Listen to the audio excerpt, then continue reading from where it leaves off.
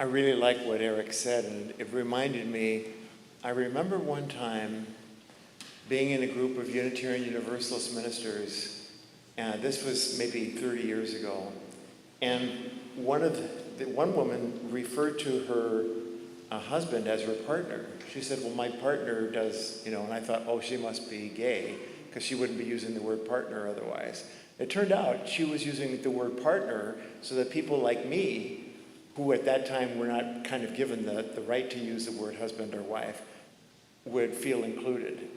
And so that was moving to me. And afterwards, I told her how grateful I was to be with people who felt that way.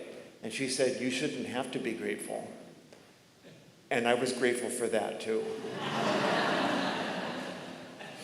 Anyway, today I want to talk to you about the Bible and what it says about being gay. And I'll tell you, I didn't used to be that concerned about this until I began hearing the stories of gay men and women who came to me as a representative of a church, came to me crushed by the weight of not only society's condemnation, but what they believed to be God's condemnation. Some very good, caring, sensitive people who believed they were destined for eternal damnation because they found themselves loving people they weren't supposed to love. Now, one of the first things I would say to these people would be, well, would you send someone to eternal punishment for being what was natural for that person to be? And they said, well, no. And then I'd say, so you think God isn't as nice as you are? And that might stop them for a moment, but then they would ask about the Bible. And I realized that for biblically oriented people, I needed to know what the Bible says on the subject. And that's why I wanted to offer you that this morning, in case you chance to meet hurting people as I have, and I still do, who need to hear an accepting word and need to hear it in the language that they speak, which is the language of biblical faith. So, to begin,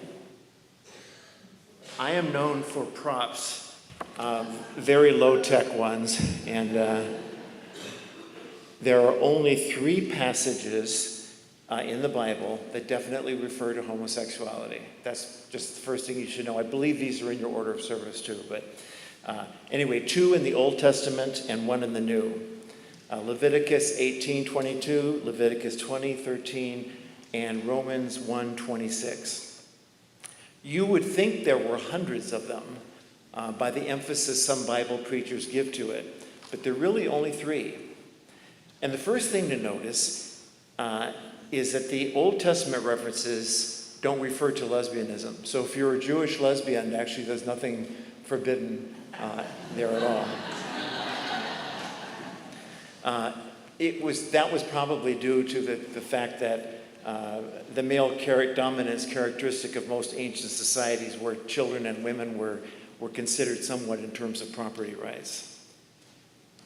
Okay, but now chapter 18, verse 22, the book of Leviticus, is the first passage to condemn homosexuality. And verse 22 says, you shall not lie with a man as with a woman. That is an abomination. Now, the word abomination sounds pretty strong here, until you remember that the word is used over 130 times in the Old Testament and is used to refer to things like the abomination of eating oyster, lobsters, shrimp, pork, or rabbit, and the abomination of burning incense to God. And there are several points to consider here, I think. First of all, if people are going to condemn gay folks because the Bible tells me so, they should probably be consistent and condemn the above abominations and also the following sins: eating red meat, Leviticus 19:26, wearing clothes that are made of a mixture of cotton and wool, Deuteronomy 22:11, planting fields with 2 different kinds of seed, or plowing with an ox and a donkey together, Deuteronomy 22, touching the bed or chair of a woman who is having her period, Leviticus 15:19. You also can't paint a picture or sculpt a statue or get tattooed, Exodus 24. And if you're a man, you can't trim the edges of your beard, Leviticus 19:27, or change your granddaughter's diapers, Leviticus 18:10, or play football, because Leviticus forbids touching the skin or carcass of a pig, Leviticus 11:7-8. If your clothing mildews, you have to bring it in to a priest to be examined, Leviticus 13. If you rape a girl, you should pay her father 50 shekels of silver and marry her, Deuteronomy 22. Okay, now the only other Old Testament passage about homosexuality is Leviticus 20:13, which says homosexual acts should be punished by death. Now that does sound pretty hard, I think, pretty harsh. But it must be remembered that the death penalty was also prescribed for committing adultery, for calling up ghosts and spirits, lending money with interest, that takes care of all the bankers, even saying mean things about your mother or father, the death penalty. You were also supposed to stone to death your brother, your son, your daughter, your wife, or your best friend if they tried to convert you to a different religion. Deuteronomy 13:6-10. Anyway, those are the only two passages about homosexuality in the Hebrew Scriptures or Old Testament. There are some other passages that have sometimes been directed against gay people, namely Deuteronomy 23, 1 Kings 14, 15, 22, 2 Kings 23, Hosea 4. However, these passages refer to temple prostitution, which could be heterosexual or homosexual. And the only reason I mention these passages here is that the King James Version of the Bible erroneously translated the Hebrew word karsh as sodomite rather than as temple prostitute. So a lot of people associating with Sodom with homosexuality have mistakenly believed that these passages referred to that, which I find ironic given the fact that King James I, after whom the King James Version of the Bible was named, was himself gay. But let us move to the story of Sodom, because that's often used to condemn gay people, and even our word sodomy comes from that. All right, here it is. A reading from the book of Genesis, chapter 19. 2 angels came to Sodom in the evening, and Lot was sitting in the gateway of the city. When Lot saw them, he rose to meet them and bowed low with his face to the ground. I pray you, sirs, turn aside to my humble home, he said, and spend the night there and wash your feet. You can rise early and continue your journey. Lot prepared a meal for them, and they ate. Before they lay down to sleep, the men of Sodom, young and old, surrounded the house, everyone without exception. They called to Lot and asked him where the men were who had entered his house that night. Bring them out, they shouted, so that we may know them. Lot went out into the doorway to say, and closed the door behind him and said, my friends, do not be so wicked. Look, I have 2 daughters, both virgins. Let me bring them out to you, and you can do with them whatever you like. But do not touch these men, because they have come under the shelter of my roof. They said, out of our way. This man has come and settled here as an alien, and does he now take it upon himself to judge us? We'll treat you worse than them. They crowded in on Lot and pressed in close to smash the door. But the 2 men inside reached out, pulled Lot in, and closed the door. Then they struck the men in the doorway with blindness so that they could not find the door. The 2 men then said to Lot, do you have anyone else here, sons-in-law, sons or daughters, or any who belong to you in the city? Get them out of this place, because we're going to destroy it. The outcry against it has been so great that the Lord has sent us to destroy it. So Lot went to his intended sons-in-law and spoke to them, saying, be quick and leave this place. The Lord is going to destroy the city. As most of you know, the story says that when Lot and his family left Sodom, they were told not to look back at the destruction. But Lot's wife couldn't help herself, and she looked back and became a pillar of salt. And at a church, All Saints Episcopal Church in Birmingham, Alabama, they had a confirmation class where the kids were supposed to answer some questions about the Bible. And one member of the class wrote, Lot's wife was a pillar of salt by day and a ball of fire by night. Anyway, one of the odd things, and should be troubling, to notice in the Genesis story is that Lot offered his virgin daughters to the crowd to do with as they wished in order to protect the angels under his care. And nowhere in the Bible is he ever blamed or condemned for this. Many people conveniently forget this part of the story, but it's right there. And there's no mention there or elsewhere that God ever disapproved of Lot's action. Very interesting. The second thing to notice is that when the angels came to visit Lot, the men of Sodom say, "Lot, bring these strangers out so that we may know them." Now the word know is yadha, which is used 943 times in the Old Testament.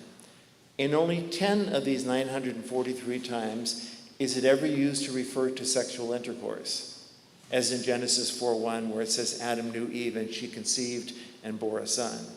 But even in those 10 out of 943 times it's used, the word yada always refers to heterosexual intercourse.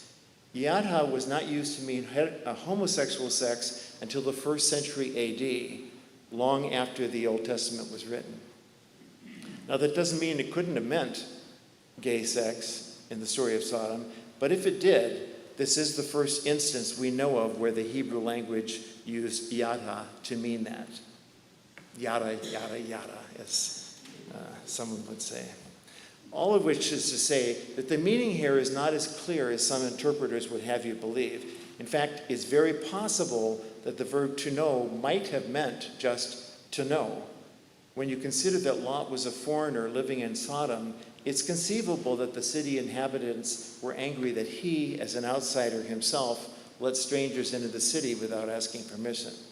So they wanted to get to know who the strangers were.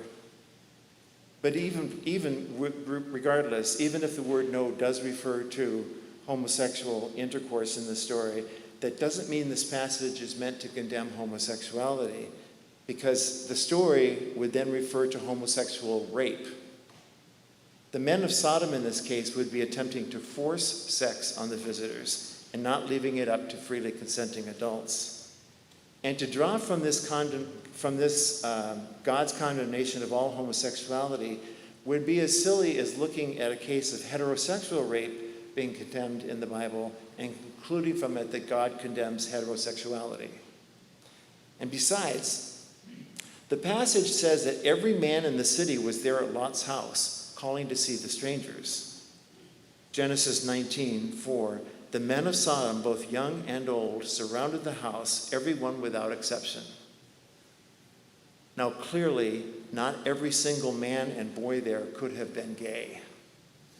But it was a common practice for an army or other group to rape its enemy as a sign of victory and humiliation.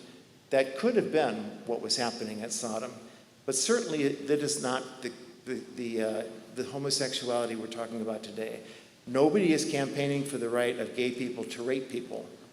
The men in this story were obviously not gay by nature for the simple reason that how could a whole city be gay? I mean, not even San Francisco is. And the clincher to this whole thing is that when Sodom is mentioned in other places in the Bible, it is nowhere said that its sin was homosexuality. Nowhere is homosexuality mentioned as one of Sodom's sins. In fact, 2 Peter 2:6-14 calls Sodom a reckless and lawless society, greedy, arrogant, and with eyes for nothing but women, which is a little strange for a supposedly homosexual society. So what was Sodom's sin, the sin for which it was destroyed? Well, according to Origen, one of the fathers of the early Christian church, Sodom's sin was inhospitality. Hear this, you who shun the traveler as an enemy. Lot lived among the Sodomites. We do not read of any other good deeds of his. He escaped the flames, he escaped the fire on account of one thing only. He opened his home to guests. The angels entered the hospitable household. The flames entered those homes closed to guests.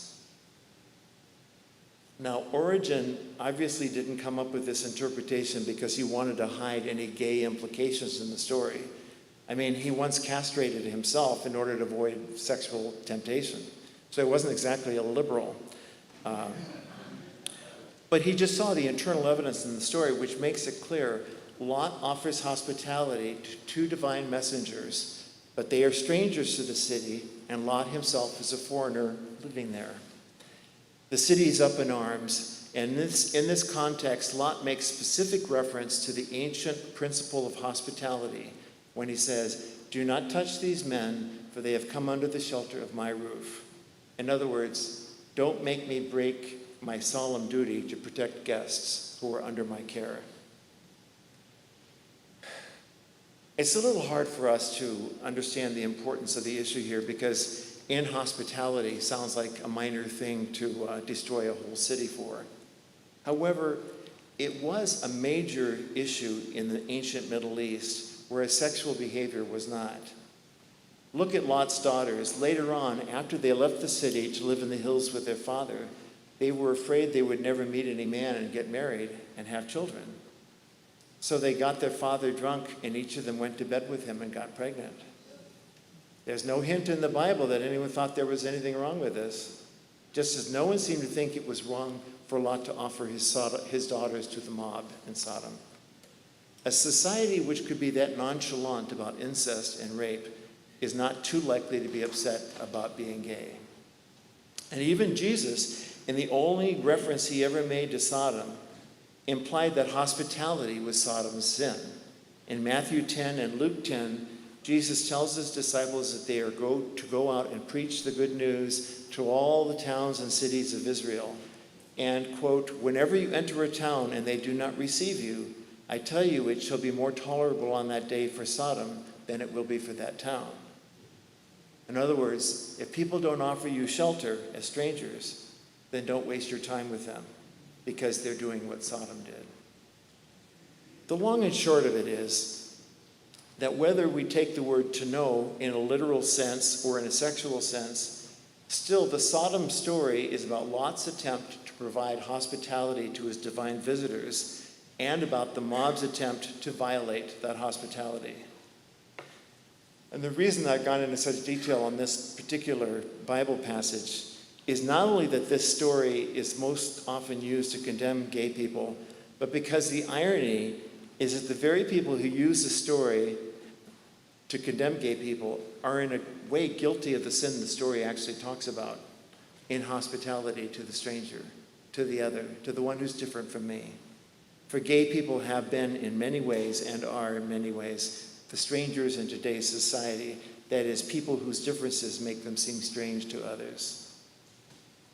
They, or I would say we, are in a sense the foreigners living among you.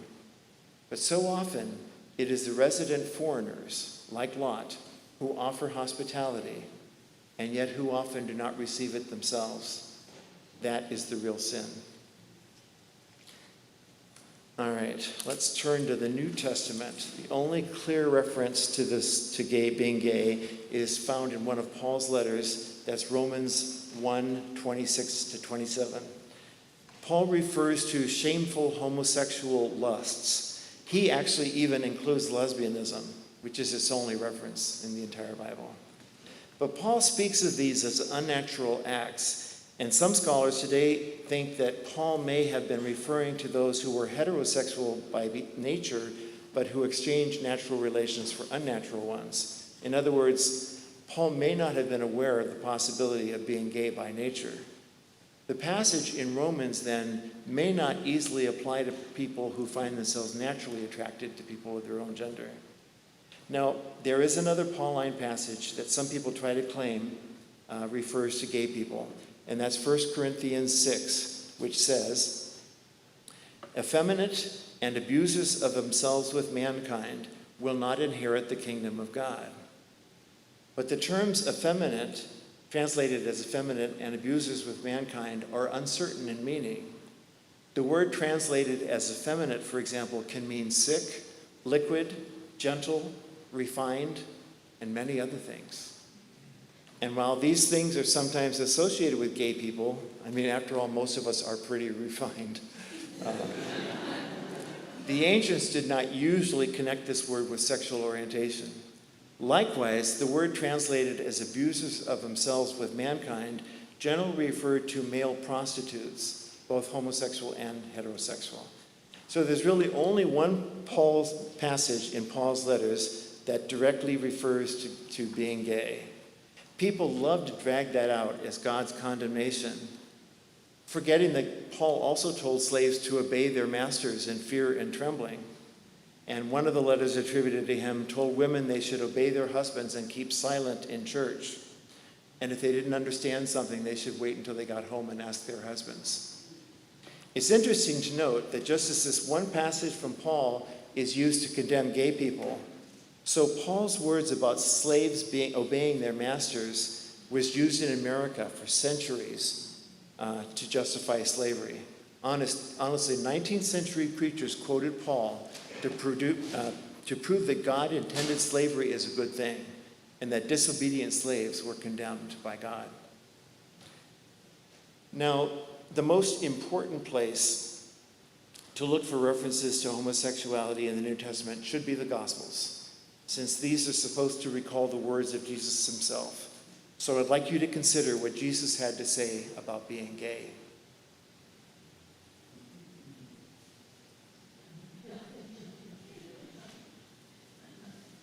Now that we've heard what Jesus said about being gay, incidentally, I have a little pamphlet. I put a bunch in the fellowship hall and close to it. For any of you who want one or more than one, I think I got 300 of them left. So it says what Jesus said about being gay, and you open it up and there's nothing inside. So it's just kind of a handy thing to pass out to some strangers. All right. Let me close by mentioning that a number of Judeo-Christian religions today are rather accepting of gay rights, including same-sex marriage. For example, the United Church of Christ, which includes most congregational churches, and the Episcopalians. And also the ELCA Lutherans, that's the Evangelical Lutheran Church in America, but not the Missouri Synod or Wisconsin Synod Lutherans. The Presbyterian Church USA, but not the Presbyterian Church in America. The Reform, Reconstructionist, and Conservative branches of Judaism, but not the Orthodox branch. And the religions that don't allow gay marriage, at least so far, are Baptists of all kinds, Mormons, Assembly of God, Methodists, Orthodox Jews, and Catholics. But we UUs have been doing LGBTQ weddings since the 1950s. And we are learning lessons on hospitality along the way, sometimes from our children. At the UU Church in Evanston, Illinois, for example, an interesting thing happened in the preschool classroom some years ago. Two little girls were playing house, and one of them said, "I want to be mom." And the other one said, "No, I want to be the mom." And the adult in the class was trying to think, how do I resolve this little argument? When a third child came on the scene and said, "You can both be moms, like at Carl's house." And the girls went, "Oh," and they went on to play. Things like that give me hope for the future. And so I say, when hate mongers and fear peddlers try to stir up oppression against gay people or transgender people, let us stir up instead the virtue of hospitality and offer to those who mourn comfort, to those without a home, a sense of family, and to those imprisoned by hate, the freedom to love. Amen, and blessed be.